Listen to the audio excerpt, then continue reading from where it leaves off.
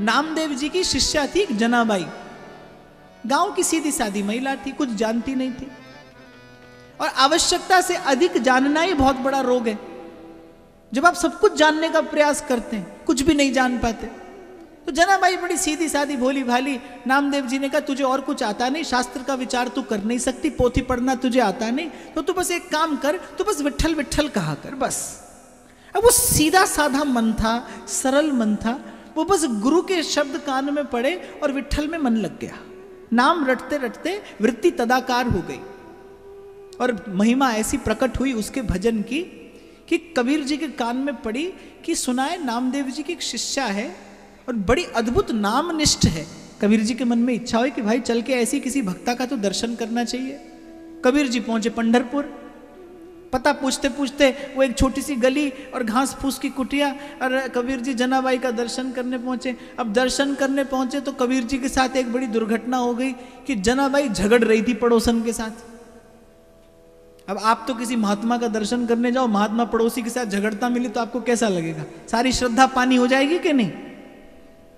क्योंकि महात्मा तो आपको, आप तो विचार करके जाते ना, महात्मा होगा, दो चार चेला होंगे और बढ़िया गद्दी में बैठे होंगे, महाराज माला लिया आशीर्वाद देंगे, माने ऐसा व्यक्ति सोचकर ही जाता है। अब कबीर जी भी सोच कर गए कि बड़ी नामनिष्ठ है, भजनानंदी संत है, और वो पड़ोसन के साथ झगड़ रही है। और झगड़ भी रही है किसके लिए? गोबर के कंडों के लिए। अब कबीर जी ने कहा, बोले झगड़ा भी हो रहा है तो कोई हीरा मणि मोती माणिक का झगड़ा नहीं, गोबर के कंडों का झगड़ा है। तो कबीर जी ने पूछा जनाबाई से, बोले भाई गोबर के कंडों के लिए झगड़ती है? तो जनाबाई ने पूछा आप कौन है? कबीर जी ने कहा नहीं। बोली आप हैं कौन, क्यों आए? तो जनाबाई ने कहा मेरे कंडे साधारण नहीं है। तो कबीर जी हंस दिए, बोले गोबर का ही तो होगा। अब गोबर के कंडे में क्या साधारण और क्या असाधारण? जनाबाई बोली कि मेरा कंडा साधारण नहीं है, कंडे के लिए नहीं झगड़ती, मेरा कंडा तो भजन करता है, मेरा कंडा तो विट्ठल बोलता है। कबीर जी के कान खड़े हो गए। अब कबीर जी बड़े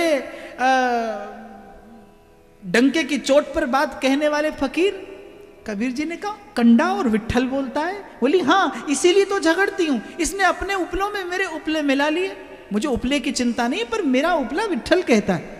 कबीर जी ने उपले उठाए, बोले मैं निर्णय करता हूं। दो चार उपले कान से लगाकर फेंके यहां वहां, और अचानक कबीर जी के हाथ में एक उपला आया। कबीर जी का रोम रोम रो पड़ा। जनाबाई जी को साष्टांग दंडवत प्रणाम किया कबीर जी ने, क्योंकि कान से लगाया हुआ उपला ध्वनि आ रही थी, विट्ठल विट्ठल विट्ठला पांडुरंग विट्ठला, विट्ठल विट्ठल विट्ठला पांडुरंग विट्ठला, भजो विट्ठल विट्ठल विट्ठला,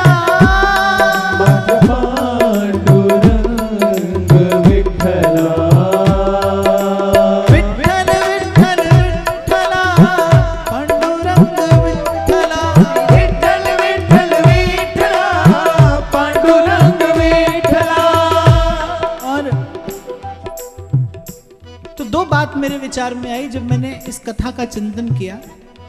एक तो मैंने कहा नाम की महिमा है। देखो, एक मूर्ख व्यक्ति से, एक जड़ व्यक्ति से, एक शठ व्यक्ति से कोई भजन करा ले तो समझ में आता है कि वो कितना भी मूर्ख हो, शठ हो, लेकिन उसमें आत्मा है, उसमें परमात्मा का कण है, उसका परमात्मा से संबंध है। पर एक गोबर का कंडा, जड़ वस्तु, जिसमें कोई प्राण नहीं, जिसमें कोई स्पंदन नहीं, और उससे भी हरि नाम कोई कहलाए, भाई ये भगवान के सामर्थ्य की बात है। यहां आकर ये सिद्धांत प्रतिष्ठित होता है कि एक स्थिति ऐसी भी आती है जब भक्त और भगवान एक हो जाते हैं, उनकी शक्ति, उनका वैभव, उनकी सामर्थ्य एक हो जाती है। और जनाबाई से कोई पूछे कि क्या कहती है, बस विट्ठल विट्ठल विट्ठल